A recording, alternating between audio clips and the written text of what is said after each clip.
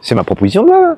Ça fait 2 ans que je travaille dessus. Et ça vise à quoi? Ça vise à créer un observatoire de l'ouverture à la concurrence du transport ferroviaire. Alors pourquoi? Parce que ça fait 2 ans que je travaille sur ce sujet-là, déjà en tant que cheminot auparavant, bien évidemment, mais depuis que je suis arrivé à l'Assemblée nationale, j'ai fait une mission d'information, notamment avec Peyo Dufaux, sur le rôle du transport ferroviaire dans le désenclavement des territoires. J'ai beaucoup travaillé aussi avec Thomas Porte, qui était avant moi à l'Assemblée nationale et qui lui aussi cheminot.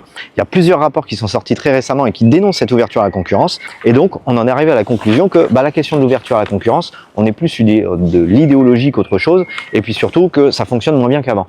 Alors plus que jamais, on a besoin de cette proposition de loi qui va permettre de mutualiser, d'actualiser, de comprendre aussi les mécanismes qui font que ça coûte plus cher, que ça marche moins bien, que les conditions de travail des cheminots se sont extrêmement dégradées, et surtout qu'il y en a certains qui nous racontent n'importe quoi, parce que l'ouverture à la concurrence, c'est de l'idéologie pure et dure, ça ne fonctionne pas, il faut du service public, le retour d'une SNCF, d'une entreprise unique, intégrée, unifiée, et d'un État stratège à sa tête, et non pas d'une ouverture à la concurrence où finalement on éclate tout. Alors plus que jamais, j'ai aussi besoin de vous.